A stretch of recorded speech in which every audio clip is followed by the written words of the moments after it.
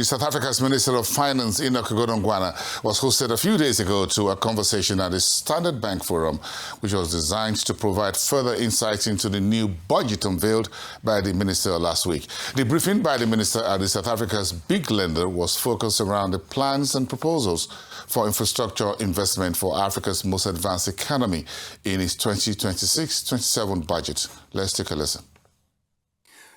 Based on what we at Standard Bank can see in our book, on what we can hear from our clients, and indeed based on the construction cranes all along Oxford Road, we agree with National Treasury that the South African economy is at a turning point. We're confident that better days are ahead, that the deficit will narrow, that the debt stock will fall, and that growth will accelerate. We also agree with the National Treasury to quote the budget review, where they say that accelerating reforms in energy, logistics, and water, together with stronger state capability and more efficient infrastructure delivery, are essential to unlocking higher potential growth.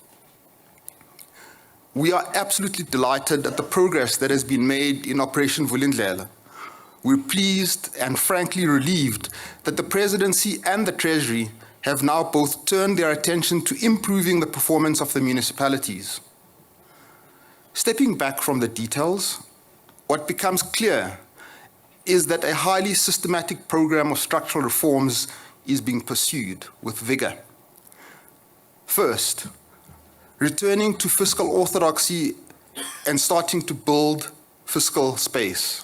Second, restoring and expanding the large-scale infrastructure networks on which the economy so heavily depends. Third, rebuilding municipal capacity so important for the quality of life, for investor confidence, and the cost structure of small and medium enterprises. Minister, Deputy Minister, I know you're extremely busy people. I know that you're about to fly off to the United Kingdom, Minister.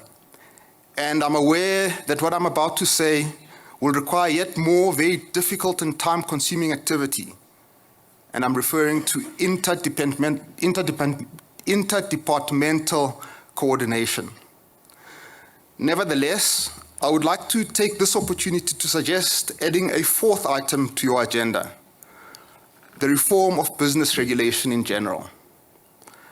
Let's bring back some of the 1990s ideas: regulatory impact analysis, regulatory process tracing, an emphasis on finding and cutting ancient and irrelevant red tape, a shift to a style of regulation making in which prolonged silence from regulators and policymakers can be taken as consent. This is a familiar playbook, but it is still one worth following. Reforms of this kind tend to face much less opposition than more dramatic changes. Yet cumulatively, they have large positive impacts, both on the pace of growth and on its consumption, by creating better conditions for smaller and more labor-intensive businesses. After COVID, you must understand some of the things which have had an impact on our public finances: the global financial crisis, the state capture, COVID. All of them have a cumulative effect in damaging our public finances. We're then reflecting during this period what has happened since then. That's the narrative we wanted to craft and said, we gave ourselves a task. I remember I took over the job 2 months before the medium-term budget policy statement in 2021. I was employed on the 5th of August, and 2021. We asked ourselves, since then, what have we said? What was the state of finances, and where are we today? And what are the things that we did in order to get there? Because it's not by sheer luck. That's the story we are telling, both in this speech and in the budget review. we kind of constructed a frame of reference that's going to guide us as we walk this journey. And said, these are the things that must guide us. The first one is macroeconomic stability. And we made it macroeconomic stability on its own is a necessary but insufficient condition for growth.